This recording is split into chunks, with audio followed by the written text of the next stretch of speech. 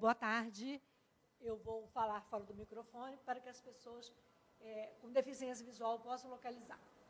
Bem, boa tarde, gente. Eu sou Lucília Machado, uma mulher branca, de cabelo castanho. Eu estou usando um óculos com aro fino e dourado, tenho um nariz fino, boca fina. Estou sentada na minha cadeira de rodas. Estou com uma blusa preta, uma calça cinza e preta, sapatos vermelhos e brincos vermelhos e dourados. Eu estou aqui no meio de duas outras meninas cadeirantes e também da intérprete de Libras, que está aqui, né, facilitando essa acessibilidade comunicacional que é fundamental nos eventos, né? Então, eu, dando continuidade a essa incrível exposição 60+, hoje nós vamos fazer uma roda de conversa sobre acessibilidade cultural, e a gente chamou de 8 rodas e uma roda de conversa. Por quê? São as duas rodas de Juliana Coutinho, as minhas duas rodas, duas de Renatinha Carvalho, e a do Silvio Tendler, que é o nosso outro convidado, que está a caminho. Então, eu vou falar sobre as meninas, né? A Ju, ela é apresentadora do programa especial da TV Brasil, desde 2004. É o primeiro programa dedicado à pessoa com deficiência no Brasil. Ela trabalha na comunicação corporativa do Inmetro, né? E a Ju, que é a área de especialização dela de mestrado. Ela é formada pela UF, a Universidade Federal Fluminense.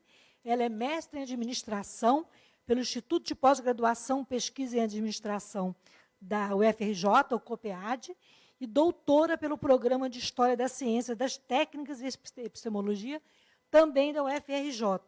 A Ju, ela é tetraplégica desde os 22 anos. Alguém ajuda a trocar o papel aqui, gente? A virar o papel? Já, Renatinha, pode fazer isso para mim. Vira aí, Renatinha. A Ju, como eu estava falando, ela é tetraplégica desde 22 anos, quando ela sofreu um acidente de carro, né? E ela, recentemente, lançou o seu primeiro livro, Transpareço, uma autobiografia em movimento, onde ela narra e reflete sobre os seus 25 anos de cadeirante, né? E, além de tudo, ela é mãe de Isa, de 13 anos, e de Liz, de 11. A outra convidada, que está aqui à minha direita, é a Renata Vargas de Carvalho. A Renatinha, como é popularmente chamada, ela é psicóloga, bailarina, pioneira na América Latina na dança em cadeira de rodas. Ela participou, gente, da cerimônia de abertura dos Jogos Paralímpicos do Rio 2016. A Renata é a musa do cordão do Boitatá, aquele famoso bloco que abala o Carnaval do Rio de Janeiro. Ela é voluntária em projetos sociais, paraquedista, viajante e aventureira de carteirinha. E o Silvio Tendler, que está chegando aí, o Silvio, ele é cineasta, historiador, professor, e ele tem no seu currículo mais de 75 filmes, curtas, médias, longa-metragem, mais de 12 séries. E o Silvio, e um dia, ele acordou tetraplégico. Não foi como eu e Juliana, que sofremos um acidente de carro, né? Ele teve uma doença na medula, e ele foi, na época, operado pelo Paulo Niemeyer, e ele recuperou os movimentos de uma certa forma, né? E continuou a aventura de filmar e produzir. Então, depois disso, ele já fez muitas produções, inclusive um documentário, A Arte do Renascimento, né? E ele fez isso, ele tem uma produtora chamada Caliban, e, recentemente, ele fez um projeto junto com o CVI, que é o Centro de Vida Independente de Janeiro, que é o projeto Vida de Cadeirante, no qual eu e o colega Jerônimo ali, né, participamos, e Ju foi estrela também do documentário, porque essa experiência do Silvio de fazer um projeto de documentário com pessoas com deficiência física, lógico que rendeu um filme, né? Então, enquanto ele não chega, e a gente vai conversando aqui, trocando ideias, né? Então, agora, Renatinha, obrigada pela sua assistência. Sim. Agora eu vou começar aqui com a Ju, pela ordem alfabética. Ju, como é que você vê a acessibilidade cultural, o acesso aos equipamentos? Hoje, por exemplo, para a gente chegar aqui, a gente tem uma rampa ali quase que assassina, né? Porque a gente sabe que no patrimônio histórico, nos prédios tombados, ainda é um desafio também a gente ter acessibilidade. Então, a rampa é uma rampa com uma inclinação não dentro do padrão da norma técnica, mas assim, já é um avanço que as coisas estejam acontecendo. E, infelizmente, a gente tem que achar que é um avanço ter uma rampa assassina, mas, né, porque a gente chama de rampa de carrinho de mão. Porque eu mesmo com a minha cadeira motorizada fiquei com medo de virar ali. Né? Como é que é, Ju, para você? Segura para ela o microfone. Boa tarde, pessoal. Bom, primeiro eu vou me descrever também como a Lucília. Eu também estou de preto, com uma calça preta, uma blusa de constelação, brincos azuis, em forma de raio. Eu sou uma mulher branca, cabelos na altura dos ombros, meio cacheados, e já meio grisalhos também. Bom, sobre a rampa assassina, realmente, né, é complicado, né, porque muitas vezes a gente vê que poderia fazer melhor e as pessoas fazem meio mambembe, achando que é o suficiente. Mas a gente também, sei lá, eu procuro entender todos os lados, né? A gente está no museu e, de fato, é difícil, às vezes, adaptar, né?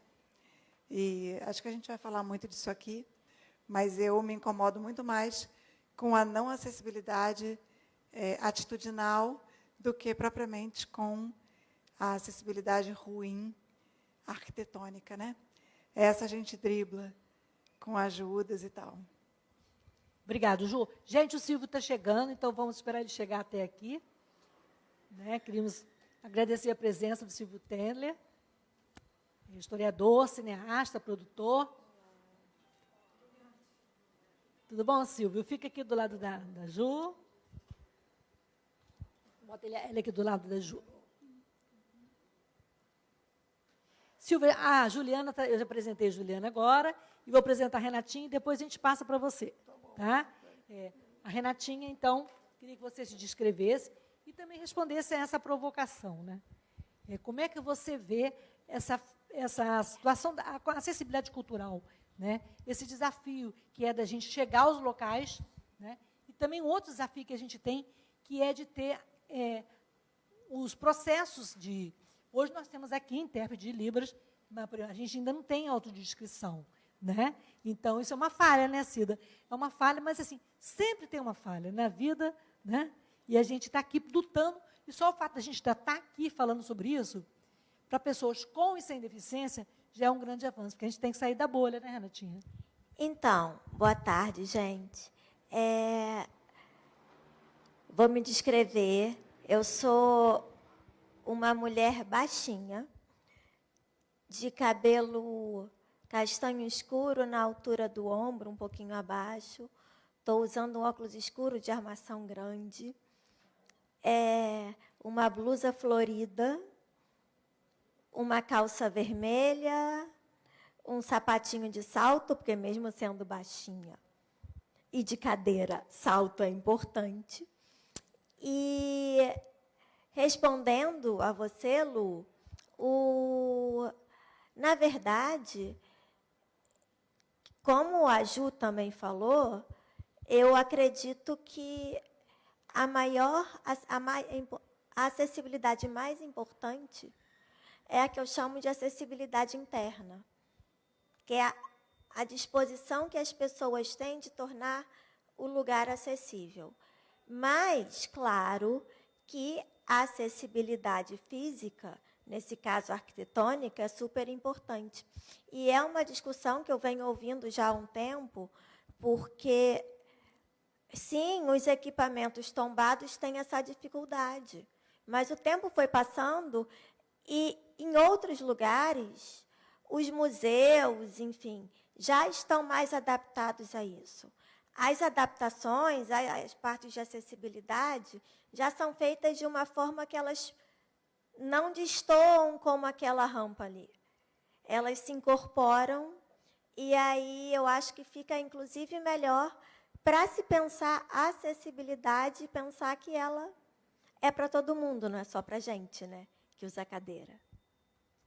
Com certeza. Isabelle, passa o microfone para o Silvio. Silvio, obrigada por você estar aqui. Mais uma roda, nessa roda tão potente, tão importante, né? Eu queria que você se descrevesse, porque temos pessoas com deficiência visual aqui, e também depois respondesse a pergunta, né? Para você fazer lá uma provocação. Você, como homem da cultura, cineasta, historiador, professor, como é que você passou a ver, com que olhos você passou a ver a cultura depois que você se tornou uma pessoa com deficiência? Então, boa tarde a todos, boa tarde a meus colegas de mesa, a vocês na plateia. Para mim é uma honra estar aqui com vocês. Eu realmente só notei essa questão da invisibilidade quando eu me tornei o invisível, quando eu ainda não tinha chegado a ser um cadeirante, mas eu tinha dificuldades, sobretudo nos aeroportos e tal, e aí eu comecei a perceber o desleixo com que as companhias aéreas tratavam a gente. Eu já cheguei a ser esquecido no voo, e aí eu consegui contactar a companhia para me tirar lá de dentro, e o comandante responsável pelo voo veio grosseiramente e me falou filmando e gravando. Ele começou ameaçadoramente a me filmar, então eu também comecei a filmar ele. Nós passamos a ter 2 provas do diálogo, tanto é que a companhia não reagiu quando virou matéria, mas ele me ameaçou, dizendo que ninguém poderia ser embarcado num avião se não tivesse capacidade de fugir daquele avião em caso de necessidade. E aí eu percebi, e vivi outras situações muito loucas, tipo dia de chuva, a escada, a gente tem que não parar no hangar, parar no meio da pista, e eu quase que escorregando naquela escada que descia do avião, sem nenhum tipo de ajuda da companhia. E aí eu comecei a perceber o que era essa vida de dependente físico. Eu ainda não era cadeirante.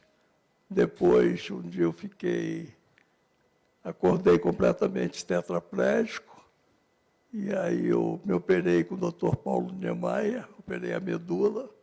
Eu, durante anos, recebi um tratamento errado. Eu era tratado como se meu problema fosse neuropatia diabética, e não era. E o Dr. Paulo me viu e falou: olha, você não tem neuropatia diabética. Se fosse neuropatia diabética, você já estava completamente sem movimentos. Então, ele fez a operação na medula, me devolveu alguns movimentos, me devolveu a possibilidade de voltar a viver, sair da cama. Eu deixei de ser um tetraplégico para virar o que se chama de parestésico. E eu estou aqui com vocês agora, conversando de igual, e voltei a dar aula normalmente, voltei a viver normalmente, mas carregando a minha deficiência física e percebendo o que é a vida de um deficiente físico. E aí eu comecei a entender o que é essa invisibilidade que leva com que a sociedade não admita que a gente exista. Então, eu tenho um carrinho motorizado, passeava em Copacabana com ele, e aí tinha dificuldade de usar as rampas que descem e sobem nas calçadas, porque nem todas são bem feitas, e aí elas têm muitas rampas que só estão ali para constar que elas são super defeituosas. Se você bobear, a cadeira vira ali. É um negócio muito problemático. Os carros no domingo que fecham aquela rampa porque eles acham que não é necessário, que o chope do motorista é mais importante que a mobilidade do cadeirante. Passar pelos bares também, as calçadas todas ocupadas. As pessoas acham que o cadeirante não precisa andar na calçada. E aí eu comecei a perceber e me mobilizar também. E aí dei um curso de cinema aplicado às pessoas com deficiência física, como uma forma delas utilizarem esse instrumento audiovisual como uma forma de poder fazer denúncias, né? Eu, quando dei esse curso, eu pensava que os deficientes, que eu estava desorganizado, achava que eles tinham muito mais problemas e deficiências do que eles têm na realidade. Eles estavam bastante organizados, me ensinaram a como reagir, a como me mobilizar.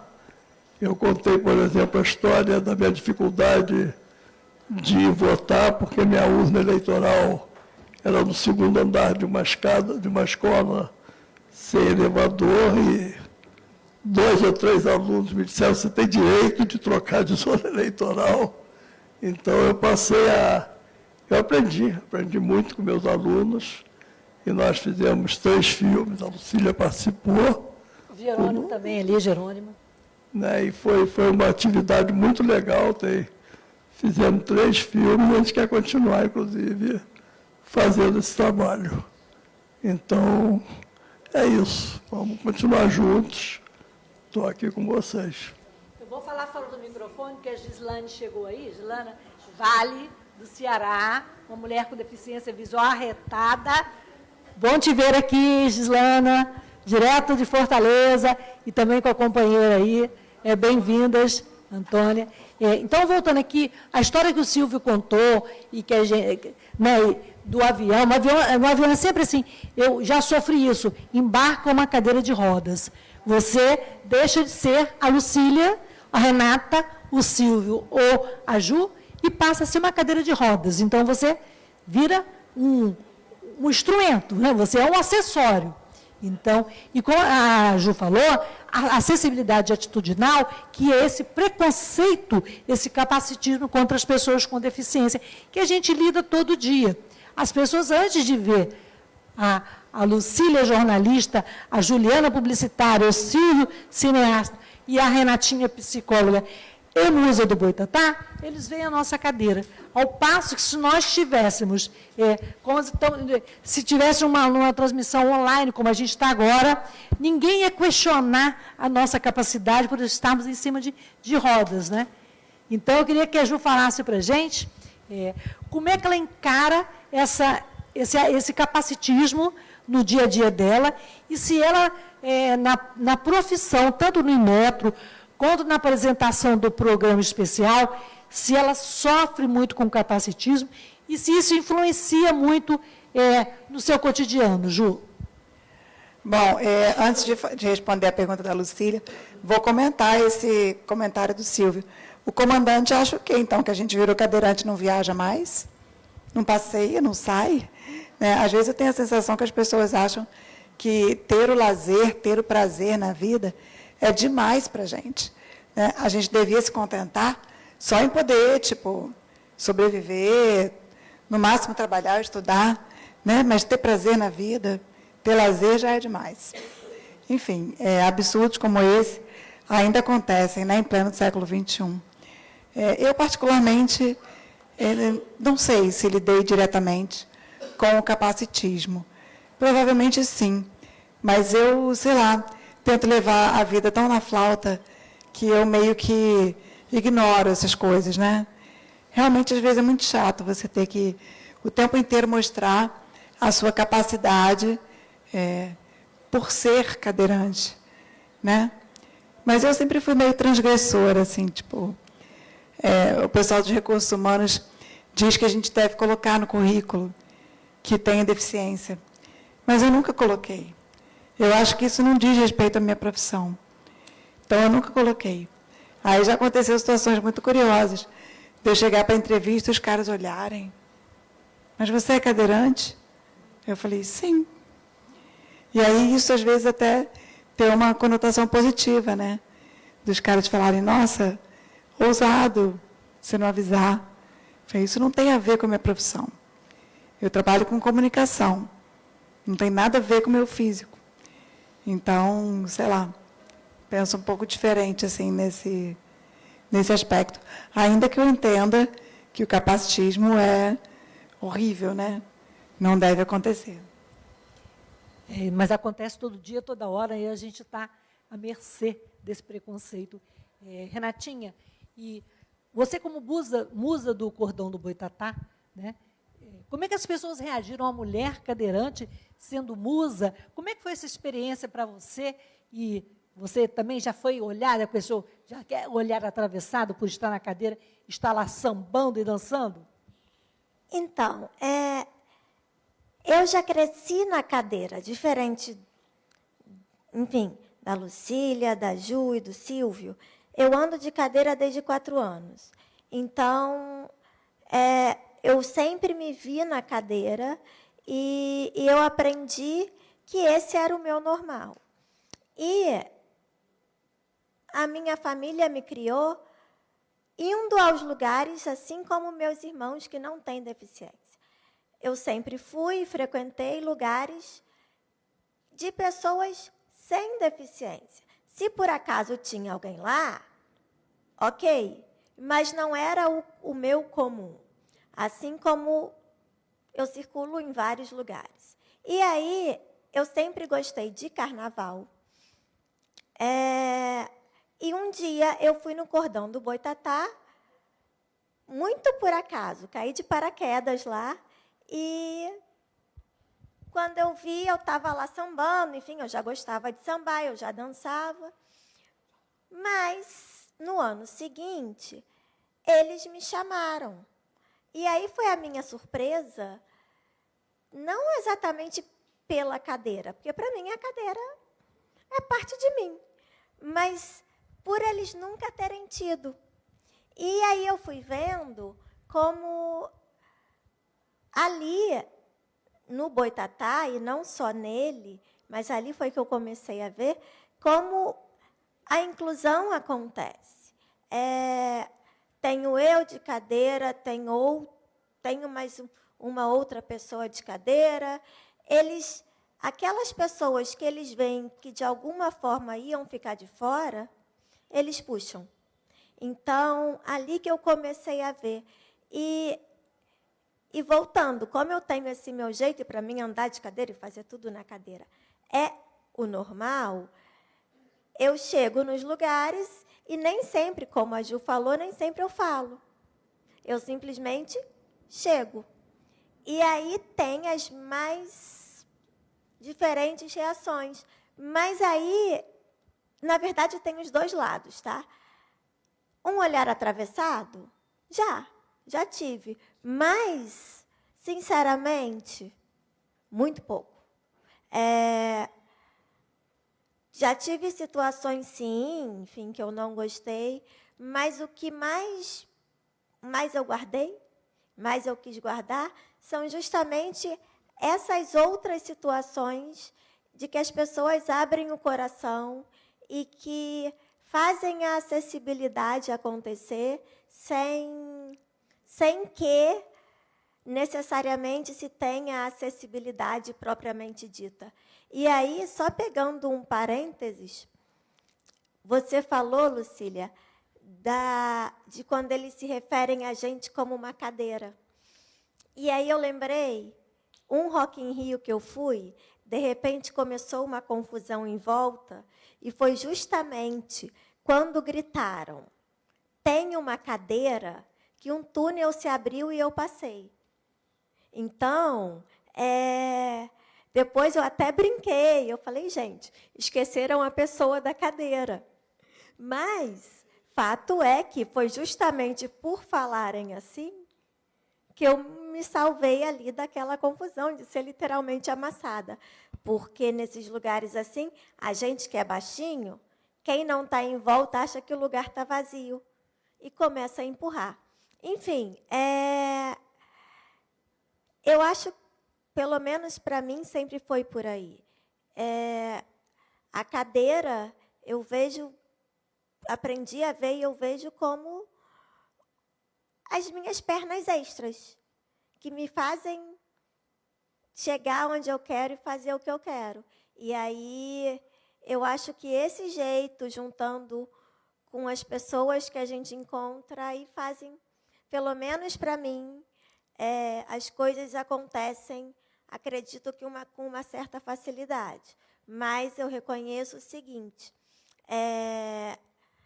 eu tenho uma boa cadeira, eu tenho acesso à informação, o que é muito importante para a gente chegar a falar, enfim, sobre o que a gente precisa. Eu tenho uma estabilidade financeira, que nesse ponto também ajuda muito para a gente conseguir o que a gente precisa, porque a gente precisa de dinheiro para fazer as coisas, enfim. Eu me considero, infelizmente, uma exceção. Eu queria que esse perfil fosse mais difundido e para mais pessoas, porque eu acho que são condições que uma junto da outra fazem muita diferença. Não só na minha vida propriamente, mas na vida das pessoas que estão em volta de mim, assim como na vida das pessoas que estão em volta das outras pessoas com deficiência. Realmente faz muita diferença, né? E cada um, né, sabe a dor e a delícia de ser o que é, né? Ô, Silvio, agora eu vou fazer uma provocação para você. E, em termos de, enquanto profissional da cultura, da comunicação, as pessoas passaram a te tratar diferente? Você sentiu uma mudança no olhar das pessoas por você estar sobre rodas? Não, não. Nesse sentido, não. Eu continuei frequentando os mesmos ambientes, os mesmos lugares e sendo respeitado como sempre. Eu não tive problemas por isso. Agora, você sentiu, por exemplo, na hora de você fez um documentário contando, né, um pouco da sua trajetória pós-cadeira. Na hora de você ter produção, ter apoio, foi do mesmo jeito? As pessoas abriram caminhos para você? Ou o fato de você contar uma história diferente, ou estar em cima das rodas, né, mudou um pouco? Olha, Lucília, não, nesse caso não, porque eu já cheguei em cima das rodas meio velhinho. Já era uma coisa meio normal, entendeu? As pessoas cheguei, eu virei cadeirante por uma circunstância, mas é normal você ver uma pessoa mais velha precisando de ajuda. Então, eu não tive esse problema. Eu tenho os problemas normais de qualquer cadeirante que chega no ambiente. Eu adorei o que a Renata falou, mas eu não concordo muito com ela. Eu não tenho esse bom humor que ela tem em encarar dificuldades. Eu, por exemplo, tenho um amigo meu que é um grande ator de teatro, que adoraria que eu o visse no palco. Ele escreveu uma peça, ele é o ator. Ele já cansou de me convidar para assisti-lo no palco. E eu não consigo ir, porque os teatros que ele se apresenta não têm acessibilidade. E aí, para mim, é complicado. Eu não tenho esse bom humor que a Renata tem, de que 2, 3 pessoas ajudem a colocar minha cadeira dentro do teatro para eu entrar. Eu acho perigoso, é difícil, entendeu? Então, eu tenho medo de subir uma escada de 10, 12 andares com 4 pessoas balançando aquela minha cadeira, que é uma situação complicada. Aí então, eu encaro essas dificuldades. E quando eu hoje, por exemplo, recebo um convite, a primeira coisa que eu pergunto é: tem acessibilidade? Se a pessoa diz tem acessibilidade, eu vou. Senão, eu agradeço o convite, eu não vou. Porque é muito difícil você enfrentar essa falta de preparo para te receber. Eu viajei, eu fui à Alemanha filmar lá e resolvi visitar a Ilha dos Museus. E a Ilha dos Museus é impressionante como ela é preparada para receber cadeirantes. Não tem um lugar lá que alguém te peça desculpas porque você não tem acesso. Tudo é preparado para receber o cadeirante. Então, eu acho que eu tenho esse direito. E essa situação do aeroporto que eu contei, ela não se resume a essa história que eu contei. Você chega no aeroporto hoje, você tem que convencer a companhia aérea a te fazer o embarque pelo lift. O lift é aquele elevador que você entra pela porta do lado e tem total acessibilidade ao avião. Porque muitas vezes, aquela pressa do embarque, os caras querem que 2, 3 funcionários te levem no MUC. Então você vai naquela cadeira chamada lagarta, que é um horror. Aquela cadeira lagarta, eu não entro. Horror.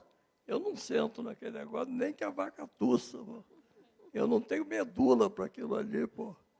Eu fico sem ar. A cadeira lagarta, ela quer saber como é que é. Aquela cadeira lagarta... Fala para ele como é que é essa cadeira. Essa cadeira lagarta é um negócio, uma lagarta que sobe os degraus do avião. Ela é menor do que a cadeira normal. Você vai deitado, inclinado para trás, super estreita, sem saber como é que você vai respirar. E você... Já andei nela, né? Já. Não, era insuportável. Gente, é a sensação montanha-russa. Montanha-russa, ladeira lá cima e ladeira abaixo. Mal falando. O cara que inventou aquilo não tem mãe, cara, sinceramente. Não, o que eu falo, sabe, Silvio, olha só.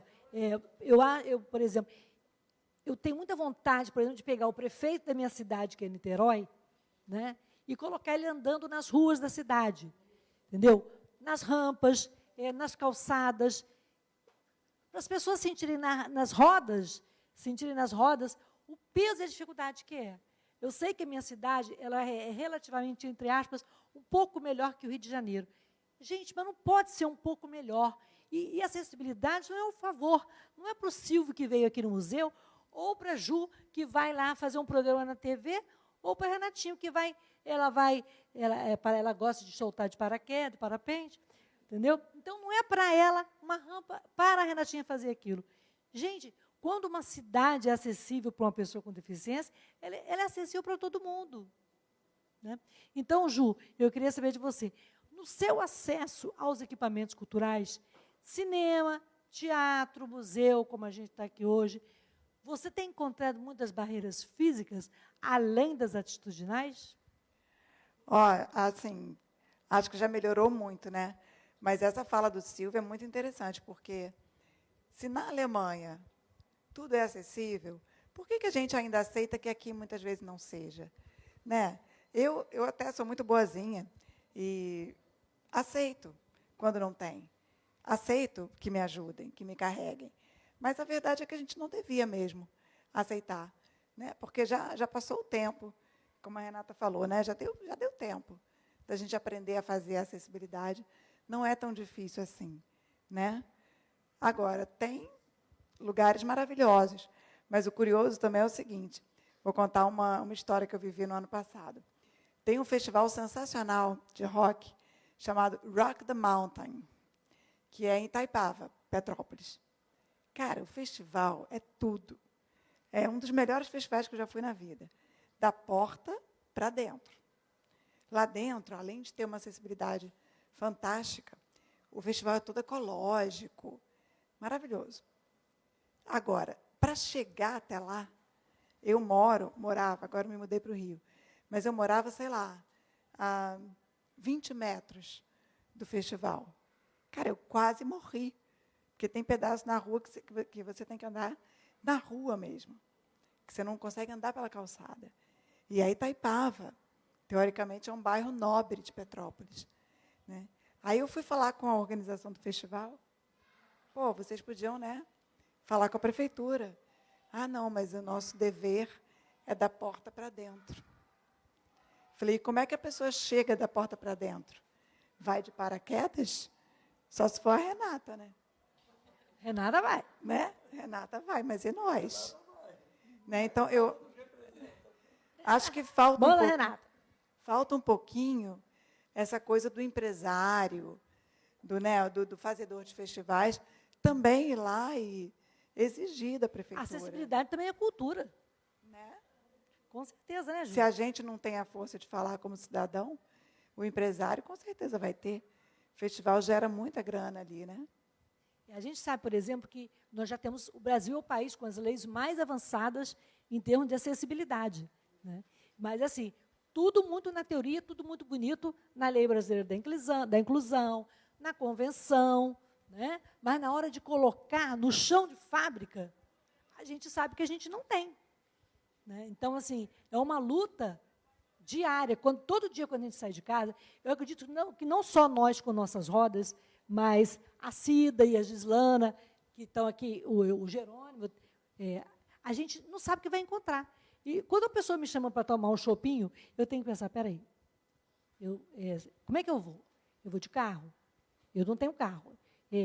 Na minha cidade tem um táxi acessível e um transporte acessível que me trouxe aqui hoje, que o preço é fora da realidade. É fora da realidade. Então, assim, então tá, vou chamar o Uber. Aí chega o Uber, o táxi fala assim, a cadeira vai? Aí tem aquela piadinha. Não, sentei só para chamar o táxi. Então, assim, a gente tem que ter bom humor igual a Renata. Eu não sentei todo dia, não. Mas a gente tem que ter. Aí, por exemplo, eu vou toda semana para o Pilates de ônibus. Desço da minha casa, elevador, tal, atravesso a rampinha, chego no ponto do ônibus. Será que 100% dos ônibus na zona sul da minha cidade são adaptados? Eu sei que aqui no Rio não é. Inclusive, essa semana passada morreu uma senhora cadeirante que estava no ônibus, porque ele fez a curva e jogou ela para fora do ônibus. É um absurdo aqui no Rio de Janeiro. No Rio de Janeiro. No Rio de Janeiro. Foi aqui no Rio de Janeiro. Então, assim, aí você... Será que... Fala, Cida, pode falar. Pois é, e às vezes, assim, eu estou até com a minha assistente de palco de Leuze aqui, Leude, e ela sabe, ela vai comigo no ônibus e ela fica em pé, me segura. Eu fico, pode sentar. Ela, não vou, não. Ela está sempre...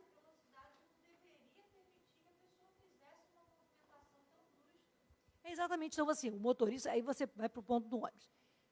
Aí o motorista, será que ele vai ter bom humor? Será que ele foi treinado? Não é? É verdade. Uma semana, eu fui pegar o ônibus, aí o despachante virou para o motorista e falou assim, sobrou para você.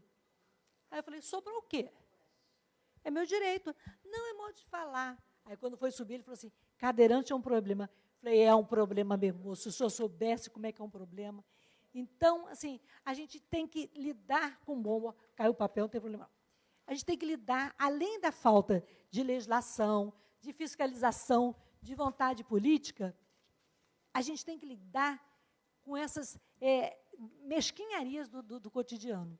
Entendeu? Porque você vê a pessoa te olhar, assim, ou te olha como coitadinho ou como super-herói. Né? Ai, que bom que você veio, Renata, muito obrigada por você vir na minha festa. Então, Juliana, você é uma vencedora. Silvio, como é que você consegue... Né? Então, assim, como é que vocês lidam com isso? Né? A gente está aqui para falar de acessibilidade cultural, mas cultura também é atitude. Né? E quando a gente vê esse olhar atravessado... por exemplo, falando do cinema, vamos voltar a falar de acessibilidade cultural. Tá, aí tem lá no cinema e no teatro lugares para cadeira de rodas, mas se, por exemplo, no teatro da UF, por exemplo, tem 4 lugares da minha universidade. Se eu, Silvio, Juliana e Renata formos numa peça, ninguém mais vai. Eu vou chegar lá, não, mas só tem 4 lugares para cadeirantes. Então, assim, como é que vocês lidam com essa limitação do nosso acesso, Ju? É interessante isso que você falou, né? Porque talvez essa restrição de lugares seja pela falta das pessoas também irem. Né? Então, eles acham que tem lá um lugarzinho e é o bastante. Né? E essa coisa de ter o lugar do cadeirante, por si só, já é não inclusivo. Né? O bacana seria ser um local que fosse acessível nele todo, para a gente poder ir com a nossa galera. Né? Tipo, esse festival mesmo que eu fui com as meninas, o lugar do cadeirante, só podia ficar o cadeirante. Eu falei, não, vou preferir ficar lá embaixo para poder ficar com as minhas filhas. Esse lugar de cadeirante parece um cercadinho, parece um curral. Tadinho. É um curral. Isso né? não é legal. Aí, por exemplo, lá no Circo Voador, eu achei sensacional a adaptação. Pelo programa, a gente entrevistou os caras que fizeram a rampa, né, para subir, para ter o acesso lá na parte de cima do circo. E o cara estava todo melindrado. Caramba, Juliana, me desculpa, mas a rampa ela não tem a inclinação perfeita, porque para conseguir colocar aqui em cima, eu falei, cara, relaxa, porque o que vocês fizeram aqui foi sensacional. O cadeirante pode assistir o show de onde ele quiser, lá embaixo ou lá em cima. Não tem um lugar do cadeirante. Essa coisa do lugar do cadeirante, isso me incomoda um pouco, né? Porque o cadeirante não está sozinho, ele está com a turma. Você já foi em evento político lá e encarar aquela rampa? Aquela rampa você tem que levar o Tarzan junto. Aí no palco, cadeirante, porque mas quando tem eventos políticos, o cadeirante é convidado. E aí você tem que chegar lá onde estão as outras pessoas.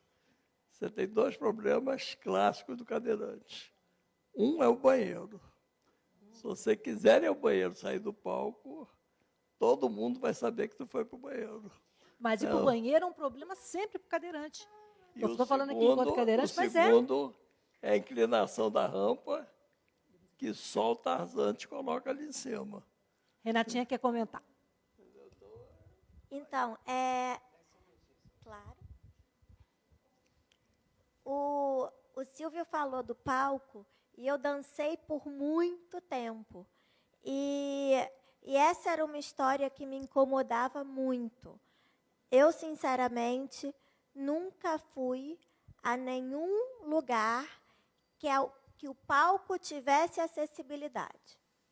E se tivesse, era aquela entrada lá atrás, onde tem o material de obra, o material de limpeza, enfim. É aquele lugar por onde ninguém passa. Então, assim, os palcos realmente não... As plateias tinham acesso, às vezes acessos lindos, mas os palcos não. Em relação às saídas, isso também... Às vezes as pessoas... eu sei que tem que ter a norma e tem a regra para que o acesso seja para o maior número de pessoas. Só que isso, o que acaba acontecendo? As pessoas acabam se assustando e não fazem. Ou então, vão para os 2 lados, né? Ou não fazem por achar que não são capazes, ou fazem de qualquer forma, o que não é bom nem um lado, nem outro. E aí, em relação aos banheiros, é outra coisa. Assim, eu já saio pensando mais ou menos como vai ser. Algum lugar, às vezes, tem a cabine acessível, outras não. Pensando na parte cultural, um pouco além da rua, como a Ju falou, que não é só o espaço em si. Hotéis. Vai para um festival, vai para enfim. Os hotéis, às vezes, têm 1, 2 quartos adaptados. E aí? Se formos nós 4? Alguém não ia poder ficar. Então, assim, eu acho que a questão passa muito pelas pessoas ainda acharem que a acessibilidade é para quem tem deficiência, independente de qual seja. Apesar de que eu acho que pensam muito mais na gente cadeirante do que, por exemplo, em vocês 2 que não enxergam, ou em quem não ouve. Eu vejo como muito mais comum a acessibilidade física, mesmo nesse nível que ela existe. E aí, eu acho que falta entender isso, que a acessibilidade não é para a gente aqui que é cadeirante ou para vocês que não enxergam. É para todo mundo. E, para mim, um exemplo clássico para em um lugar onde tem uma rampa boa, tipo entrada de shopping, do lado da escada. Pode contar que a maioria das pessoas vai pela rampa e não pela escada. Então, assim, a partir do momento que as pessoas entenderem que a acessibilidade é para todo mundo e vai ajudar todo mundo, eu acho que a gente começa a virar essa chavinha. Mas que vai demorar, vai. Enquanto isso, o negócio é o bom humor. Isso. Senão, socorro. Isso que a Renata falou tem até um nome chiquérrimo já, que é o, como é que é? Design... Como é que é? Universal. Design universal. Tem nome e tudo, por que não é, a coisa não é novo, não. O desenho universal não é novo, não. O desenho universal, ele vem lá da década de 70. Olha aí. Né? Tudo deve ser construído pensando em todos. Então, se um lugar é acessível para uma pessoa com deficiência, ele é acessível para todas as outras pessoas. Agora, tem umas coisas muito engraçadas, né? Renata falou do banheiro. Quando o local tem um banheiro acessível, não sei se vocês já viveram isso, você chega, né, no restaurante, aí o cara já anuncia, né? Olha, nós temos banheiro, tá? Olha, se a senhora quiser, a gente tem um banheiro, tá? Eu, não, querida, não estou afim de ir ao banheiro. Tipo, né? Ele quer porque quer que você vá ao banheiro. E outra coisa de hotel que a Renata falou, me lembrei também, que eu achei também super curiosa. Eu fui outro dia uma viagem a Fortaleza, tem uma colega aí de Fortaleza, e o hotel acessível, né? Somente 2 quartos também. E eu perguntei, tem cadeira de banho? Não. Ou seja, eu tive que levar a minha cadeira de banho. Eles têm o banheiro acessível, mas não tem a cadeira de banho. De que adianta, gente? A gente já passou várias situações. Cadeira de banho que o braço não levanta, que para nós tetraplégicos não resolve. Aquele banquinho que tem no banheiro, que também não resolve. E, assim, e outra coisa, falando de banheiro, eu participei de uma pesquisa, uma dissertação de mestrado, que foi analisar os equipamentos culturais de Niterói. O Museu de Arte Contemporânea, de Oscar Niemeyer, o Campo de São Bento, o Teatro Municipal, eram esses três. Em todos os lugares tem a plaquinha do banheiro acessível, mas o banheiro não é acessível, porque o banheiro acessível não é ter barra. Ele tem que ter, no caso de nós que usamos cadeira de rodas, um espaço de circulação, uma rota para você se locomover, e se a pessoa for passar, no caso da cadeira, para o vaso, né? Então, assim, e também, nesses mesmos locais, a experiência para as pessoas surdas não tem intérprete, não tem nenhuma facilidade. E para os cegos, as meninas cegas que participaram da pesquisa junto comigo, não tem sinalização em braille, não tem nada que você... Assim, uma cidade, né, voltada para a cultura como Niterói, que a gente acha que é moderna, ainda não se capacitou, né, ou ainda não implantou acessibilidade nos seus equipamentos culturais. A gente vai ter que fazer agora um intervalinho para a gente tomar uma água e respirar, e, na volta, eu quero saber da Ju e do Silvio, que a Renata já falou, como é que a gente vira essa chavinha para mudar essa situação. E também saber de vocês, quero que a Gislane fale da experiência lá de Fortaleza, quero que a Cida Leite fale também como é que é o cotidiano dela, como é que ela vai a um espetáculo teatral. Tem audiodescrição? Não tem. E o Jerônimo, como é que ele enfrenta também no dia a dia dele, né? Jerônimo, um rapaz também cadeirante, né? Então, 5 minutinhos para a gente tomar uma água e ir no banheiro. Será que o banheiro é acessível? Interrompe a gravação? Esse negócio de banheiro...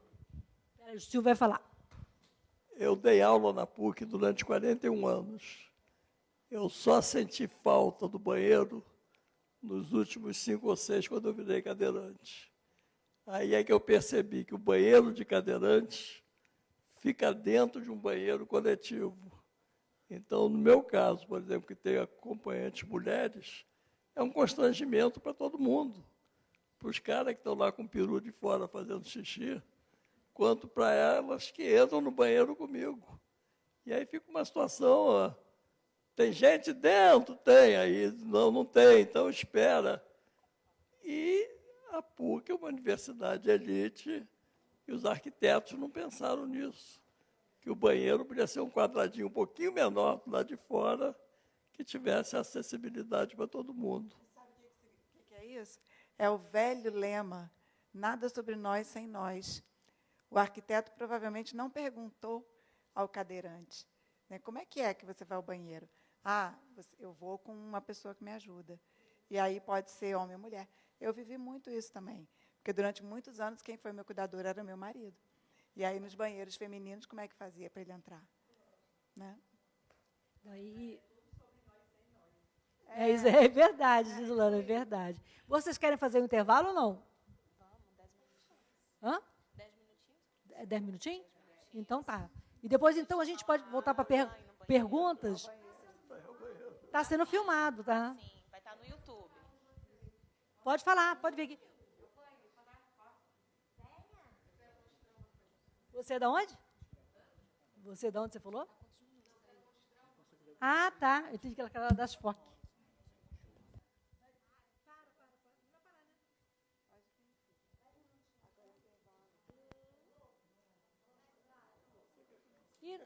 E vamos voltar aqui à nossa conversa. Né? A conversa foi boa aqui no intervalo. Eu acho que vai ser melhor agora ainda, né? Bem, na volta, antes de passar para...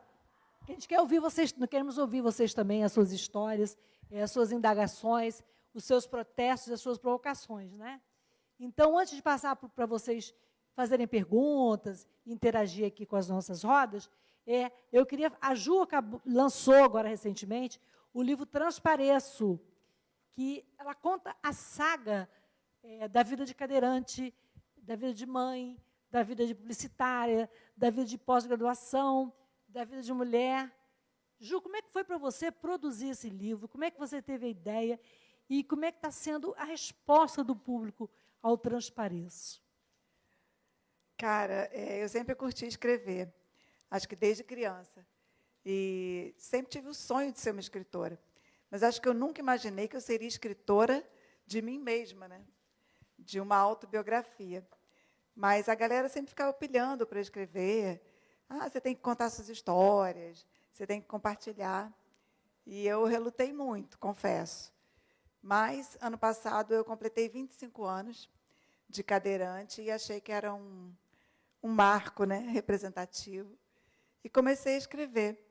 E a parada fluiu, assim. Eu fiquei muito orgulhosa desse meu novo feito.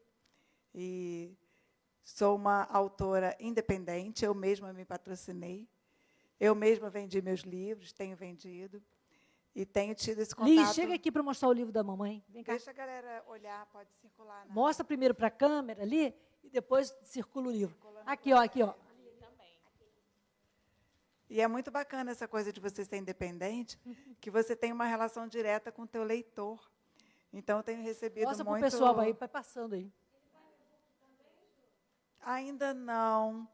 Infelizmente, também não fiz ainda a audiodescrição, mas tenho planos de fazer. E... Olha, a Cida, ela é profissional do ramo, como dizia minha mãe. Então, ela pode te ajudar nessa tarefa. Por favor, eu quero sim. Passa o contato da Cida para você. Eu até procurei para fazer, mas eu queria fazer eu mesma, lendo, sabe, a audiodescrição. Ah, então, bora trocar esse contato? Porque eu quero muito. E eu tenho em PDF, né? Que já ajuda um pouco. Não, o PDF eu posso te dar, porque eu não vou te vender um PDF, que nem é um PDF né? Vendável, que se fala? Enfim, comercializável. Então, vamos trocar que a gente faz isso. E o livro é muito legal. Eu queria que você contasse, Ju, esse lado místico. Ela tem umas histórias com a mãe, que já se foi, está no outro planeta astral, né? Mas que teve muita influência aí. Né? Conta para a gente. O livro tem toda uma costura astrológica. Minha mãe era astróloga. E ela faleceu antes do meu acidente, mas deixou os estudos astrológicos para a gente. E quando eu tive acesso a esses estudos, eu já era cadeirante. E ela previu o meu acidente. O ano do meu acidente está lá, astrologicamente registrado. E, assim, eu tenho muita ligação com isso até hoje, né? Eu tenho muitas leituras, outras, astrológicas e espirituais também. Eu sou muito ligada nessa coisa mística.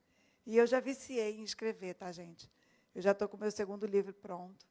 E ter esse retorno dos leitores que gostam de me ler é muito estimulante. Então, junto uma pessoa exibida, que gosta de escrever, com leitores que dizem que ela escreve bem, babou, né? Ju, vou aproveitar aqui, e como é que a gente pode adquirir o livro? Você está vendendo hoje aqui, eu sei que é pelo Instagram também. Vou aproveitar, vou dar esse mole para você. Lucília, maravilhosa, jabá. Pelo Instagram, Ju Coutinho Oliveira, e eu trouxe alguns exemplares aqui também. Se alguém quiser, eu vendo por R$70.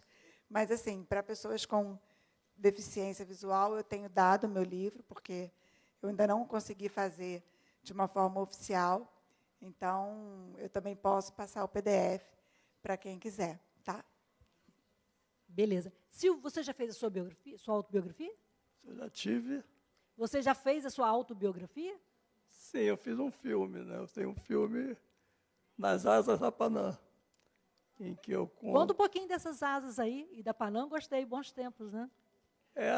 Mas na verdade o título é curioso, porque nos anos 90 o mundo deu uma virada. Então eu sou de uma geração que foi criada a vida inteira para viver no socialismo. E aí, no começo dos anos 90, o tal do socialismo real acabou. E um dia eu estava passando por uma loja de turismo em Ipanema, um doleiro, e aí tinha um cartaz muito bonito que eu tenho em casa até hoje, que era "Vá à União Soviética pela Panam". E aí eu olhei o cartaz e era só aquela coisinha curta, União Soviética, S com apóstrofe, Panam. E aí a imagem era uma igrejinha no interior, uma igreja milenar russa, e a propaganda da Panam.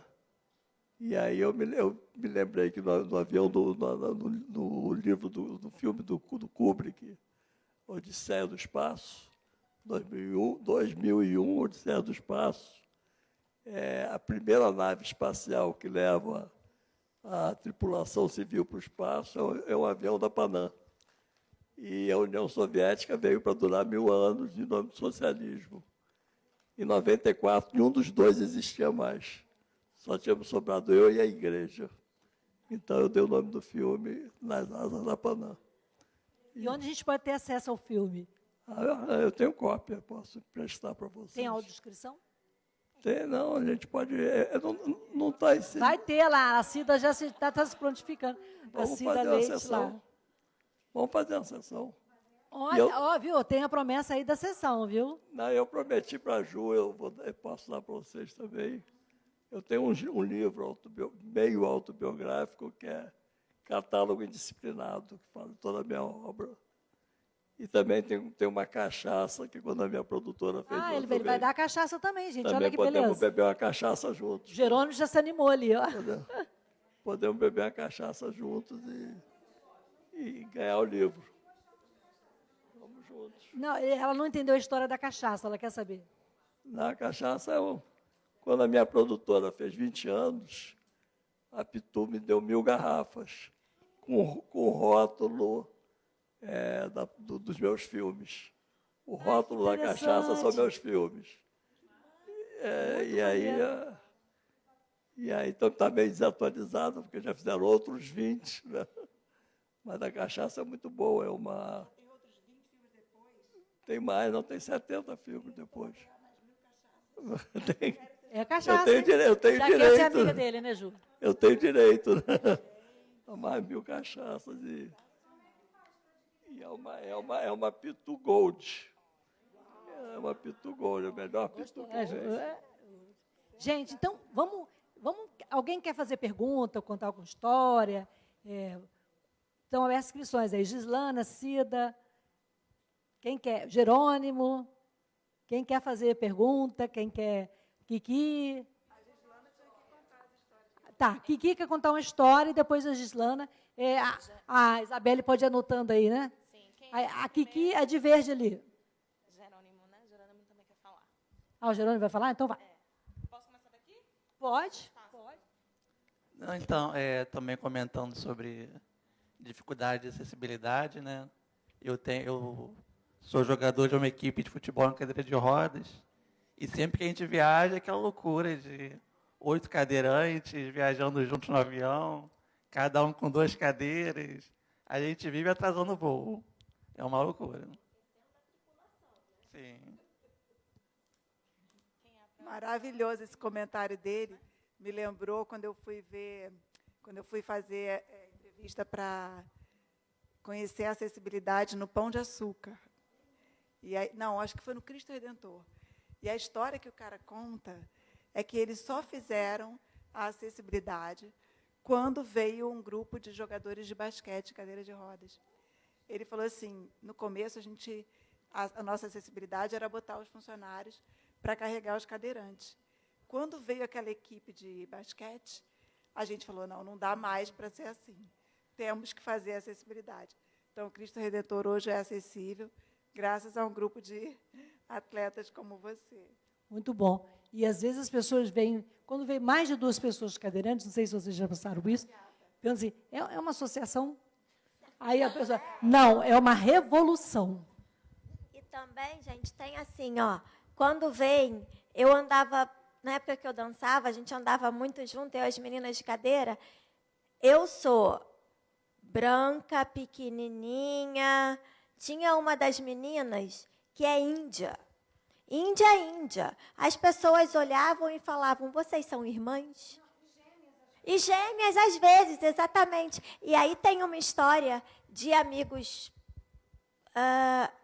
que eu acho que a Lucília talvez conheça, que eles estavam andando, por acaso, no Campo de São Bento, lá em Niterói, e alguém perguntou, mas e aí, vocês são irmãos? E aí eles também, já na brincadeira, sim, somos. Inclusive gêmeos, e já pulamos de cadeira da barriga da mamãe.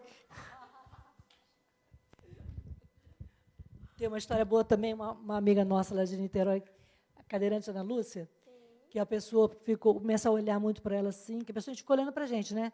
Aí ela falou assim, é de nascença e pega. Não, porque você tem que ter bom humor. É por isso que a Renatinha tem esse humor maravilhoso, assim. Bem, então, próximo, Gislana. Se apresenta, se descreva. O Jerônimo se descreveu. Volta para ele, volta aqui. Porque Gislana e Cida e todos os nossos ouvintes e telespectadores precisam saber. Ok, então, sou Jerônimo, me autodescrevendo. Sou um homem branco, numa cadeira de rodas motorizada, de camisa vermelha, calça jeans, tênis preto, e é isso. Eu acho que essa camisa é laranja. Vai lançar brincadeira, vai brincar, desculpa. Vai deixar as meninas doidas aí.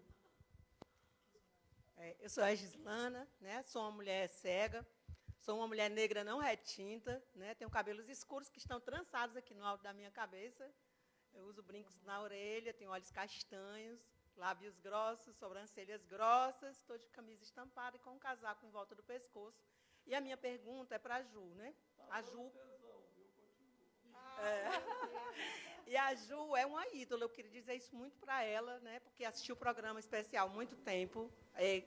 Quando falava, fazia uma fala, levava sempre algum trechinho do programa especial para apresentar. E nessa semana a gente teve uma audiência pública do Congresso, movida pela Érica Cocai, que é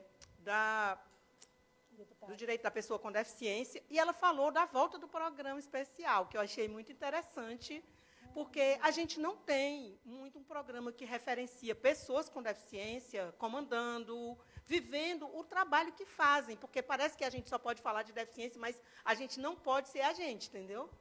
Uma publicitária, um jogador, uma professora, uma psicóloga, e eu acho que o programa especial ele trazia essa referência de coisas que as pessoas com deficiência fazem.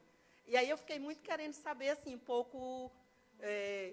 porque a gente tem uma mudança na vida das pessoas com deficiência. Eu acho que nós somos hoje aqui um grande número. E isso é uma coisa absurda no mundo ainda, mesmo num país que tem 26% de pessoas com deficiência. Né? A gente ser muitos aqui, a gente normalmente é 1, 2 no máximo, em algum lugar. E aí, Ju, é isso, assim... se você hoje voltasse a fazer o programa especial, assim, que mote, né, que é uma palavra muito nordestina, você daria para esse programa, falando a partir de que lugar, depois daquele tempo que a gente já viveu? Acho que isso é uma coisa que eu quero muito saber. Nossa, que pergunta complexa e, ao mesmo tempo, deliciosa. Adorei. Primeiro, adorei mote também, que eu sou baiana. Então, somos conterrâneas, de certo modo. E eu sinto muita falta do programa especial, de apresentá-lo. Espero que ele volte. Mas eu realmente gostaria de fazer uma revolução no programa especial, a começar pelo nome dele, né, que a gente sabe que não se usa mais esse termo especial para se referir a pessoas com deficiência. Somos todos seres humanos, todos seres especiais, então não é porque temos uma deficiência que somos especiais. E eu acho que o que eu faria de revolucionário no programa? Acho que eu daria ainda mais voz às pessoas com deficiência. O programa já faz isso muito bem, né, de sempre trazer as pessoas com deficiência para esse lugar de fala, né, tentando sempre mostrar esse lado. E outra coisa que é bacana que eu manteria no programa é a questão da naturalidade com relação à deficiência, né? A gente sempre se pautou por mostrar a vida como ela é, né, e tentar permitir que as pessoas conheçam um pouco da nossa rotina, do nosso dia a dia, enquanto pessoas com deficiência. Mas talvez eu fizesse uma revolução nas temáticas, né? O programa sempre foi muito voltado para esporte, profissão. Eu falaria mais sobre sexo, pornografia, e sobre saídas noitadas, e sobre comédia, sobre a vida de verdade que a gente vive, né? Sobre casamentos falidos ou não, carnaval, sabe? Eu falaria assim sobre as coisas mais hardcore da vida, que assim sou eu. Isso, eu fico bem feliz de ouvir a Juliana falando, porque, na verdade, eu trabalho com acessibilidade, eu sou uma pesquisadora desse lugar, né? E, assim, nesse século XXI, a gente está falando de acesso e acessibilidade, não é mais inclusão. Porque você se a gente quiser vir aqui, a gente até pode, mas ter acesso a esse lugar e poder estar aí na frente falando para outras pessoas e dizendo essa coisa que a gente está fazendo aqui, eu acho que isso é o acesso e a acessibilidade. Eu penso que é desse lugar que a gente constrói esse século XXI, sabe? Do lugar dessa interseccionalidade, de eu dizer que sou preta, de você dizer que é branco, que joga, a outra que é audiodescritora, a outra é moradora de Niterói, o outro é um professor, e eu acho que esse lugar que a gente ocupa é acesso e acessibilidade, e eu fico muito feliz de ter vindo aqui, de ter ouvido vocês. Perfeito, cara. A gente não é só a nossa deficiência, né? A gente é tudo isso. E a gente pode ser tudo isso. E que massa que hoje a gente pode falar sobre isso livremente, abertamente. Linda. Oi, gente, eu sou Cida Leite, eu sou uma mulher branca, meus cabelos são tonalizados de cobre, eu estou usando óculos escuros, uso um batom, brincos, acho que vermelhos, uma blusa estampada azul, vermelha, verde, branca, uma calça cinza e um sapato azul. Eu sou uma mulher cega e com mobilidade reduzida, então eu enfrento várias dificuldades de acessibilidade, não só de acessibilidade comunicacional por conta da deficiência visual, que, na verdade, essas acessibilidades, elas todas se interseccionam, né? A acessibilidade arquitetônica, ela também é necessária para uma pessoa com deficiência visual, porque se a calçada está lotada de carros, eu, com a minha bengala ou com o meu cão-guia, eu não consigo me locomover. E eu já percebia isso antes da mobilidade reduzida. Eu tive uma lesão medular também, aos 36 anos, e aí é que eu me tornei uma pessoa com mobilidade reduzida. Até então, eu só era cega. Eu falo desses dois lugares, então, né, trazendo várias dificuldades, e é tão interessante quando vocês falam do banheiro acessível.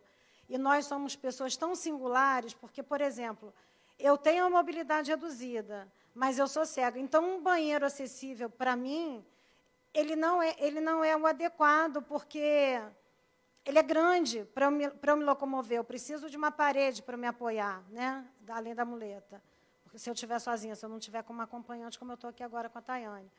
Então, as pessoas não entendem. Elas dizem assim, o seu banheiro é aquele lá. Não, aqui você não pode ir. Então, eu não tenho nem o direito de decidir qual o banheiro que é melhor para eu usar, né? Então, você senta aqui num restaurante, né? Estou pensando assim, em questões muito práticas. Você senta aqui que eu vou lá ver o que tem para você comer. Então, aquelas gôndolas com milhares de pratos, claro que a pessoa não vai lembrar de tudo, nem você vai lembrar o que ela disse. E aí você fica, para facilitar a vida, não, então põe um arroz integral, uma salada, uma carne. Porque é isso que acaba acontecendo com a gente, porque nós não temos acessibilidade em lugar nenhum. Não é só o banheiro que o restaurante precisa de acessibilidade. A gente precisa de acessibilidade o tempo todo, né? Bom, essa sou eu, assim, eu sou audioescritora consultora. Por conta da lesão medular, eu fui aposentada por invalidez, eu trabalhava no Tribunal de Justiça, e sou professora de História, sou fã do professor Silvio Tembler, eu estou muito emocionada, porque eu fiz o FRJ na década de 90, e ele foi algumas vezes ao IFIX, e a gente assistia alguns filmes, alguns documentários. Também fui à PUC. A gente ficava procurando, né, onde estava o Silvio Tembler. Nós, estudantes de História, estávamos. Então, estou muito feliz, muito emocionada de estar aqui hoje. E com muita vontade de ver seus filmes audiodescritos, professor, porque são todos muito ricos, né, muito ricos. O Jango, o JK, enfim, vários. E que a gente só tinha acesso porque uma amiga, por exemplo, que gostava de documentário, chegava, não, Cida, eu assisto com você, aí cochichava, aí alguém reclamava no cinema, está atrapalhando aí, eu estou aqui no cinema, isso aqui é um cinema, não é para conversar. É isso que a gente passava, né?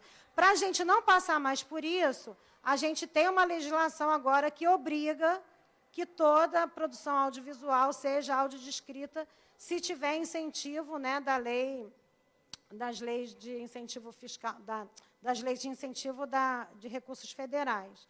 Só que não é bem assim que está acontecendo. Então, a gente precisa também de vocês, precisa da Lucília, que é uma militante, que eu, né, me inspiro, precisamos da Ju, que está na comunicação, precisamos da Renata, que circula em vários espaços, do professor Silvio, né, um grande cineasta e agora também militante, porque está aqui, então está militando com a gente, para a gente fazer tudo isso. Para a gente audiodescrever, para a gente acessar, para a gente estar aqui, para a gente debater, para a gente viver de verdade, sabe? Respirar, para a gente não ficar lembrando o tempo todo que a gente existe, né? A gente tem um corpo, e a gente tem uma mente, a gente tem uma cabeça, está funcionando. Então, isso tem... E os corpos funcionam de várias formas, né? Não é o corpo que anda, só que funciona. Não é o olho que enxerga só que funciona. É tudo uma grande engrenagem. Então, obrigada pela iniciativa. E, Ju, o seu programa especial é uma grande referência. Eu também sou formadora em audiodescrição, né? Agora mesmo a gente está finalizando um workshop na Associação Brasileira de Cinema. Eu e a Geórgia, a gente trabalha para a empresa, né? Ela é a produtora de acessibilidade da Inclusive Acessibilidade, e eu presto serviço para essa empresa, então a gente dá algumas formações. Mas eu também trabalho com a professora Ana Fátima Bercó, que foi a pessoa que me levou para a audiodescrição, que fez a audiodescrição do programa especial desde o início, desde 2009. Então, o programa especial é uma referência até hoje em quaisquer momentos, né, e lugares que a gente fala de audiodescrição, consta lá como um dado histórico, né? Vocês escreveram um capítulo na história da audiodescrição no Brasil. O programa especial fez também a estrutura, né, o sistema da audiodescrição no programa especial, muito criticado por alguns, mas que eu super valorizo, porque é pedagógico. A audiodescrição do programa especial é a única audiodescrição aberta, em que todas as pessoas acessam a audiodescrição. Então, querendo ou não, vai escutar lá a voz do narrador fazendo a audiodescrição do roteiro, que foi elaborado pela Ana Fátima Bercó, audiodescritora roteirista, e pela Virgínia Menezes, uma grande audiodescritora consultora também que nós temos no Brasil. Então, é isso, gente. É mais um momento histórico que a gente está vivendo aqui hoje. Obrigada. Cidaleide, Renata aqui falando. Você falou da questão do restaurante. E eu comentei aqui com a Lu, e assim, seria uma opção que é a seguinte: alguém tirar a foto para você e chegar do seu lado e falar. Às vezes fazem isso comigo, quando é muito difícil o acesso, eu peço para tirar a foto, porque a pessoa não é obrigada a decorar todos os tipos de batata, de carne, de salada, etc. que tem. Então, enfim, a gente vai... Mas a gente precisa do cardápio em braille e do QR Não, Code. com certeza. Né? Assim, O QR Code tem que estar ali no cardápio, porque agora eu estou vendo uma campanha contra os cardápios em QR Code. Eu estou para escrever para o Léo Aversa, que eu adoro, que é um cronista do Globo, e o Eduardo Afonso também escreveu essa semana, falando da saudade dos cardápios físicos. Eu também tenho, desde que sejam em braille, né? Como a gente quase não tem, apesar de ser lei, há muitos anos, desde 94, aqui no Rio, a gente quase não tem. A gente chega perguntando por um cardápio em braille no restaurante, dizem, não, nós só temos em português e em inglês. Então, não, tudo bem. Exatamente. Então, que também tenha, pelo menos em QR Code, né? Que não é uma acessibilidade ideal, o QR Code não é uma ferramenta de acessibilidade. A gente pegou uma carona que está dando certo em várias situações, inclusive em espaços museais, com audiodescrição de obras de arte, mas que não é o ideal ainda, porque você precisa de um celular para acessar. Bom, enfim, isso a gente discute depois dos recursos de acessibilidade. Essa sua sugestão seria um tapa-buraco. É uma das que eu já adoto, sabe, Renata? Porque é complicado. Mas alguém do restaurante tem que assumir isso. Né? Não é assim, porque senão a gente sempre está com acompanhante, a gente não está com companhia. Porque fica parecendo... A gente sempre tem que estar sendo cuidado, porque o poder público, porque as instituições, as empresas nos ignoram, né? Nos invisibilizam. Isso é que a gente não pode permitir, né? Eu acho. Mas, e assim, pegando uma carona nisso, diferente da Lu, da Ju e do Silvio, eu sou paraplégica, então eu consigo andar sozinha. E é um estranhamento das pessoas, elas olham, até que chegam. Mas você veio sozinha? Mas você viajou sozinha? Mas você não sei o que sozinha, como se fosse eternamente necessário ter alguém do lado. Como se eu não pudesse, com os meus braços, chegar nos lugares, já que é possível para mim. Então, assim, isso ainda estamos começando. Mas aí, eu me lembrei, por conta de algum dos comentários, o seguinte... A gente, às vezes, eu também pergunto se os lugares são acessíveis, mas, às vezes, o lugar só se torna acessível, como foi no Cristo, quando aparece a necessidade. Então, assim, eu já tive situações de que, depois que, no caso, eu ou outra pessoa cadeirante apareceu, é que eles passaram a pensar na acessibilidade. Ideal não é. Eu sei disso. Mas eu acho que ainda passa por aí. A gente aparecer, a gente colocar nossa carinha, nosso corpinho, da forma que ele se apresenta, com cadeira, sem cadeira, com bengala, sem bengala. E aí, assim, as pessoas começam a ver. E, às vezes, nem parte exatamente de mim. As pessoas em volta começam a falar. Cadê a rampa desse lugar?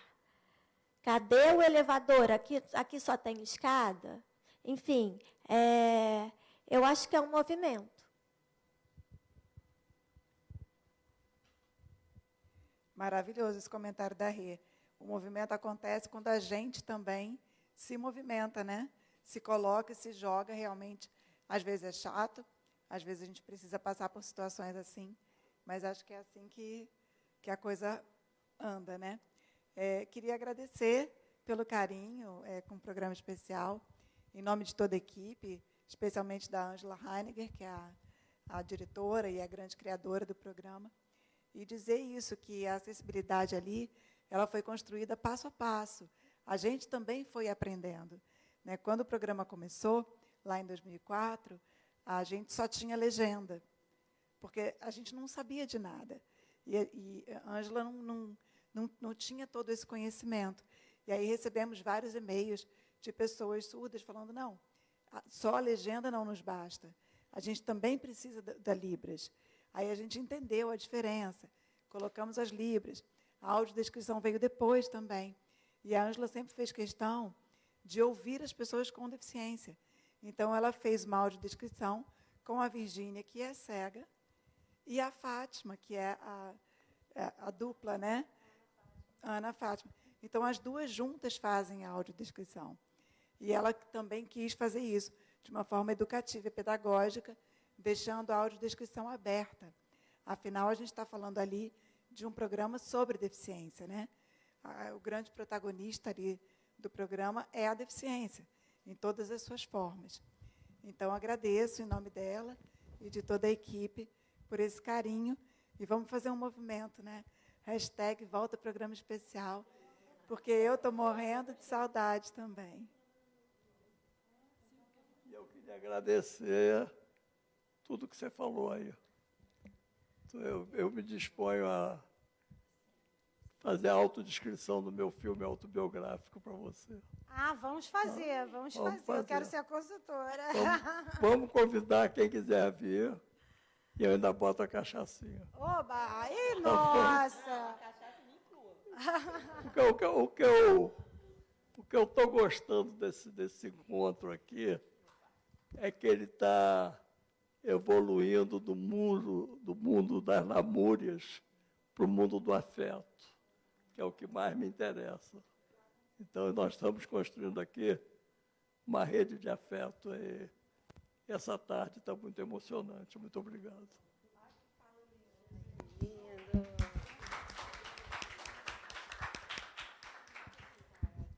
A Kiki. Se Eu sou descreva Cristina- e se apresente. Eu sou Cristina Curti, mais conhecida como Kiki. Eu sou fisioterapeuta neurofuncional desde que eu me formei, só trabalhei com neuro. E eu queria falar duas coisinhas aqui.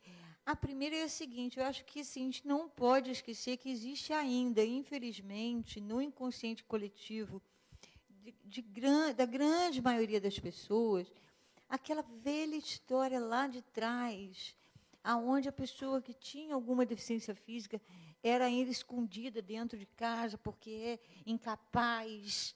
E, enfim, gente, parece maluquice, mas ainda se tem isso no inconsciente, sabe? Desculpa, eu não me apresentei na descrição. Cristina, eu sou bem magrinha, cabelo grisalho, estou com uma calça florida e um casaco verde. Então, eu falo isso não para dar o perdão a essas pessoas, mas entender do que estamos falando contra o que estamos lutando. Como assim uma tetra C5 teve 2 filhos e é arrimo de família? As meninas estão aqui na frente. Porque tem muita gente com 2 braços, 2 pernas, que não é capaz de fazer metade do que a Juliana, com um bíceps e merreca de deltóide, faz.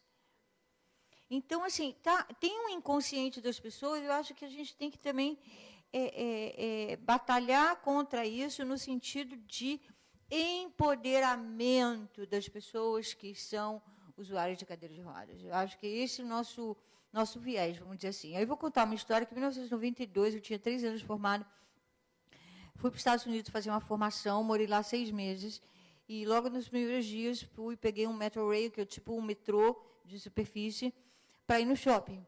E quando eu já estava dentro do trem, parou numa estação, abriu a porta, entrou um cadeirante de cadeirinha motorizada, né, com o joystick dele, entrou sozinho. E eu falei, esse cara está sozinho. Me chamou a atenção. 1992. Muito bem. Parou, ele saltou na mesma estação que eu, a porta abriu e ele foi lá, saiu. Eu falei, está sozinho mesmo. Foi ninguém com ele. Beleza, tá ok. Fui para o shopping, passei a tarde inteira no shopping. Depois de umas 2 ou 3 horas dentro do shopping, circulando para lá e para cá, quem passa do meu lado? Dentro do shopping. O mesmo carinha de cadeira motorizada. Esse cara ainda está no shopping. 3 horas depois, sozinho. Aquilo, para mim, foi uma coisa, assim, super novidade. Isso em 1992. Então, a Cristina já melhorou muito aqui no Brasil. Né? E se você comparar os Estados Unidos de lá, daquela época, com o Brasil daqui, naquela época, e hoje, melhorou? Melhorou. Mas, gente, está muito aquém. Muito aquém do que tem que ser. Como a Ju falou, na Alemanha, vai sozinho, tem acesso. E aí, para finalizar, eu acho que falta muito a parte mais fraca de todo esse conjunto de coisas que tem que acontecer para haver o clique, né? Virar a chavinha. Tem que cobrar. Tem que cobrar do hotel, da pousada, do síndico do prédio, escrever para o jornal O Globo. Infelizmente, tem que ter uma voz, eu acho que mais barulhenta, eu acho. Então, vamos fazer barulho. Quem quer falar? Tem alguém mais querendo fazer barulho aqui? Não? Então, vamos fazer o nosso barulhinho aqui. E como é que a gente vira essa chave, Ju? Espera que Isabelle vai trazer o microfone. Hoje vocês estão me quebrando com perguntas tão complexas, né? Como é que vira essa chave, gente? Eu acho que, assim, estamos aqui virando essa chave um pouquinho. E eu acredito muito nessa coisa do contato um ao outro. Essa frase do Silvio é maravilhosa, né? Da lamúria ao afeto. Então, a gente vai conquistando um a um, vai de grãozinho em grãozinho. Cada um de vocês, talvez, hoje, chegue em casa e comente, né, com seus familiares e seus amigos sobre essa tarde. E eu acho que assim a gente vai ganhando os espaços, né? Acho que é assim que a gente vai virando essa chave. Silvio, da lamúria ao afeto. É isso, a gente vai construindo redes. Essa é uma rede importante, né, na verdade. É uma rede de solidariedade entre iguais. E a gente vai descobrindo que a vida é bonita também. Cada um de nós tem uma história para contar, um livro para escrever, um filme para fazer. E aí a gente deixa de ser consumidores de arte e passa a ser produtores de arte. Eu acho que esse é o caminho que a gente tem que tomar. Então, vamos em frente juntos. Tem uma rede construída hoje, nessa sala, que é a Lucília, que começou na vida. Eu não, eu sou apenas mais uma aqui na multidão. Mas você é uma amiga, você foi uma aluna que virou uma amiga, né? Então, é um prazer. É o que você falou, é uma rede. E é o que a gente fala, eu sempre falo lá na UF, fui mordida pelo bichinho da inclusão. Eu espero que as pessoas aqui também, não só quem está presente aqui, mas quem está assistindo, seja mordida pelo bichinho da inclusão. Aí meu filho fala assim, mas você fala sempre desse bichinho da inclusão? É porque esse bichinho precisa existir. Seja com asas, seja com uma lagarta, né? A Sheila Salgado, que é uma mística, né? É uma fisioterapeuta, nossa bruxinha, ela uma vez deu um texto de Edgar Morin, né? Lindo, o texto de Edgar Morin, maravilhoso, que é a trajetória de lagarta borboleta. Que nós, por exemplo, no caso, sofremos um acidente, né? Ou a Renata também sofreu um acidente, ela também se tornou uma pessoa com deficiência. E vocês, as pessoas cegas também, são lagartas a todo momento se transformando em borboletas. Então, assim, a única coisa que não muda é o aparelho digestivo, né? Que as coisas aqui mudam. A coisa que a lagarta come não é a coisa que a borboleta come. Né? Ela faz essa interpretação. O texto de Edgar é muito interessante. O sistema é diferente, mas a essência é a mesma. E assim a gente vai se transformando. Né? Somos todas fridas. Para que queremos pés, né? Se sabemos voar? Para que queremos pés e temos asas para voar. E falar em voar, como é que foi a experiência de soltar de paraquedas, de estar no ar? Conta aí pra gente. Como eu falei um pouco antes, para mim, a cadeira sempre foi a minha amiga, e cada vez mais é o que me leva a todos os lugares. E um dia me fizeram um convite, só que acharam que eu não ia levar a sério. Ah, eu sou paraquedista, enfim, você quer saltar um dia? Eu quero. Era uma pessoa que trabalhava comigo, eu sou civil dentro de um quartel, era um tenente paraquedista, e ele um dia falou isso. Só que, enfim, passou. Teve um dia que eu falei, agora eu quero. Eu sei que, como eu tinha telefone, enfim, ele no Instagram, etc., ele estava servindo no Acre. E eu falei, olha só, me passa o telefone, nome, tudo que eu quero ir. E eu fui a primeira vez. Dá medo? Não sei se eu exatamente senti medo. Mas, assim, dá frio na barriga, coração palpita, boca seca, tudo ao mesmo tempo e mais um monte de coisa. Mas, para mim, a sensação de voar é das melhores da vida. É quando eu estou ali, literalmente no aqui e agora presente. É a maior liberdade. Eu sei que eu estou despencando, eu sei que a altura é grande, que a velocidade também. Esse foi o primeiro, aí depois eu fui para o segundo, terceiro, enfim. No momento eu tenho 18 e o plano... 18 voos. 18 saltos. Saltos. E o plano que eu já comecei é treinar para saltar sozinha. Que não veio de mim a ideia, tá? Quando eu falo que as coisas chegam, tem coisas que eu corro atrás, tem coisas que chegam. Um colega paraquedista me mostrou um vídeo de um paraquedista que não, por acaso, tem a mesma lesão que eu, T3, T4. E o cara é instrutor. Depois que eu vi aquilo, eu falei, então eu posso. Então, assim, eu fui descobrindo. E, nesse caminho, o mais legal do paraquedismo, assim como das viagens, assim como do carnaval, enfim, e dos esportes, eu acho que não é a coisa em si, mas a relação que a gente vai estabelecendo, as pessoas que a gente conhece, o clima, enfim, como são as coisas. É isso que me pega. Voar é maravilhoso, mas quando eu vou saltar, eu curto do início ao fim, com tudo. E passou a ser uma paixão, que eu carrego no pescoço, que eu tatuei, e eu fiz, eu fiz questão de me ver representada. Então, eu mandei fazer um pingentinho que tem um paraquedas com uma menina numa cadeira. Porque se não fosse na cadeira, eu não ia me ver. Então, é isso, assim.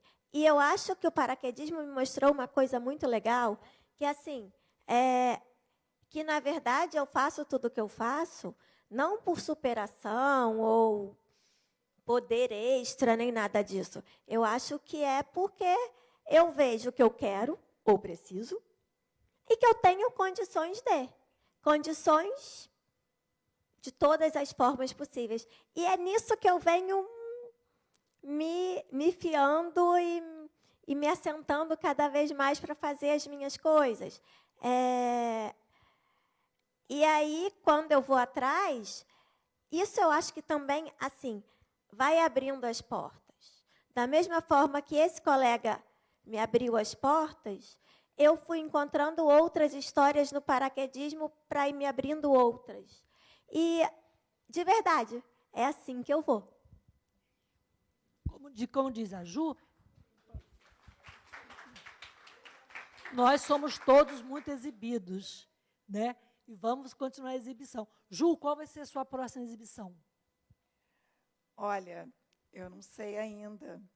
Eu viciei nessa coisa da escrita, então vou me exibir em um próximo volume, com certeza. Mas, sei lá, eu tenho vontade de fazer um ensaio, posar nua, me acho mó gostosa, vamos ver. Ai, maravilhosa. E, Silvio, qual a sua próxima exibição? Proposta de exibição? Sua próxima exibição. Vai saltar de paraquedas ou fazer um novo filme? Olha, eu nasci cagão, viu? Então, eu não faço nada dessas coisas aí. Ótimo, Gislana, chamar a gente para tomar cachaça e ver o filme. Eu faço cinema, desafio a ditadura, essas coisas. Agora, da natureza mesmo, eu tenho o maior respeito e morro de medo. Então, Gente, eu acho que a gente está fechando a roda, mas eu queria que, se alguém quiser falar mais alguma coisa, Gislana, você leva lá para ela, Isabelle, por favor? E queria agradecer a todo mundo que esteve aqui essa tarde, se colocando, voando, se exibindo, e falando da lamúria ao afeto, que foi a melhor frase do dia. Pode ser o título do próximo filme, É. da próxima exibição. A Liz quer contar uma história. Vem, Liz. Depois. Tá, daqui a pouco ela vai falar. Talvez a Liz possa falar, porque eu queria fazer uma coisa que eu sei fazer. Eu sou uma mulher, minha avó era uma mulher de etnia indígena, Pitaguari, e eu queria cantar um trechinho do Toré, para a gente encerrar cantando Então um Toré da celebração. vem aqui na frente. Pode ser? Para poder filmar aqui, tá? Porque... Vem, Liz. Liz, vem.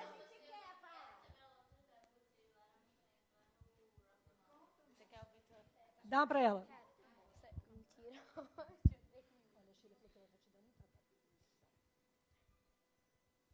Fala, Liz. Quem é você, Liz? Fala. Eu sou Liz Oliveira Barbeta, tenho 11 anos, tô com uma calça azul da minha escola antiga, com uma blusa verde, né? Com uma blusa verde, tenho cabelo castanho claro curto, não estou usando nenhum brinco e sou branca. A história que eu quero contar é uma história que um dia eu e a minha amiga, a gente foi com a minha mãe num show. Só que tava uma multidão. Aí a minha mãe tava de cadeira motorizada, só que tava muita multidão. E como eu sou baixa e a minha amiga é alta, eu e a minha mãe, a minha mãe falou assim: "Gente, como que eu vou passar?" Tava uma multidão e ela não tava conseguindo passar.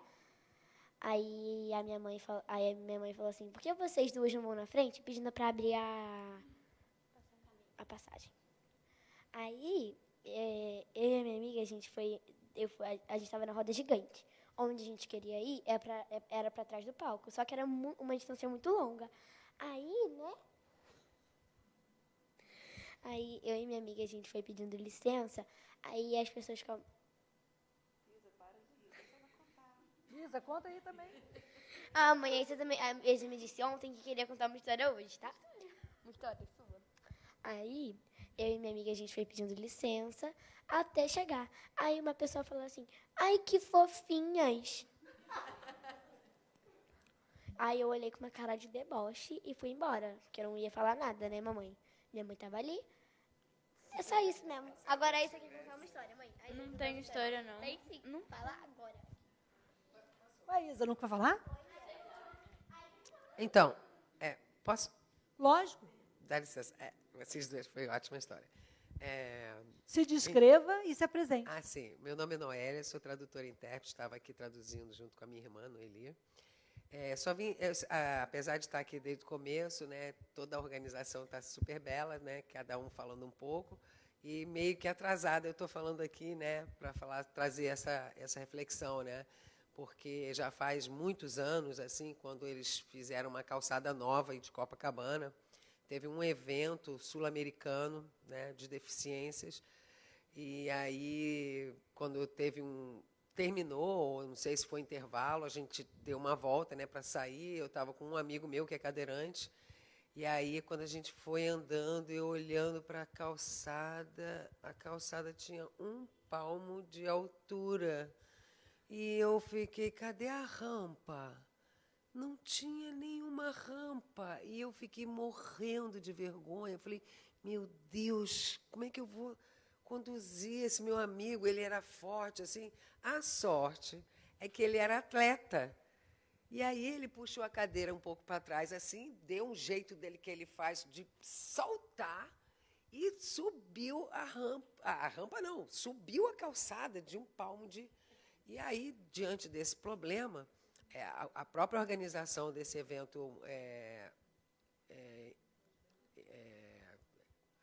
ibero-americano foram cobrar da prefeitura, né? Por que não tinha rampa nas calçadas? Aí a resposta foi que na planta tinha as rampas, só que eles constroem tudo inteiro para depois quebrar e fazer a rampa.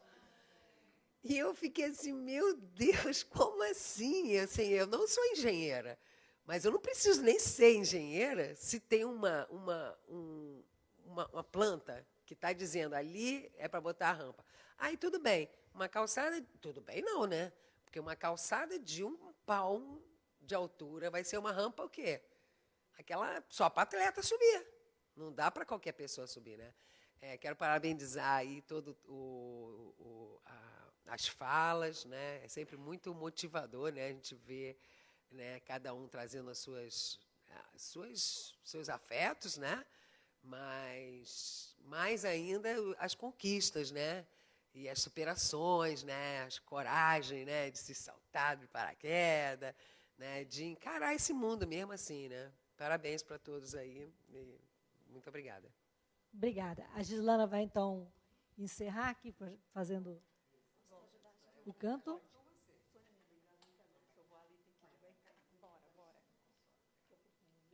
Então, antes, a Gislana está vindo, eu queria agradecer a Folguedo Produções pelo convite para mediar essa mesa e aos meus colegas aqui de rodas, né? Nesse momento que estamos aqui contando as nossas narrativas, né? Os nossos sonhos. E o Silvio, que é considerado o cineasta dos sonhos interrompidos, que esses nossos sonhos não sejam interrompidos, né? E que a gente tenha sempre esse afeto entre a gente e que essa rede se fortaleça cada dia mais. Exatamente. Então, a Gislana Vale, mulher cega, cearense arretada, nordestina, vai fazer um canto aqui para encerrar essa roda. Gente, nesses tempos que a gente tem vivido, né? Além de ser isso tudo que a gente esteve falando aqui, ser mulher, ser cega, ser uma pesquisadora, sou mãe, muita coisa aborda a vida da gente. Mas a pandemia ela mudou muito a minha vida, porque eu tive contato com o povo indígena, né? Fiz um trabalho de acessibilidade cultural, que trabalho com isso para as pessoas indígenas, e aí eu descobri que minha avó era uma mulher indígena de uma etnia, e fui lá, né, vivi com eles um tempo, e eu queria fazer uma coisa que eu acho que é importante, porque a gente tem que viver aquilo que a gente é para além daquilo que é só o nosso olho, a nossa perna, a nossa boca. E aí eu vou cantar um trechinho do Toré, né, que é uma celebração indígena, e vou cantar na língua original, que eu acho que é uma coisa bonita, para a gente não entender o que está sendo dito, mas ouvir dentro da gente o que é que isso quer dizer, né? E é assim. E mandei o mandira, matuque maturá, aê, aê. E mandei o mandira, matuque maturá, aê, aê. É isso, gente.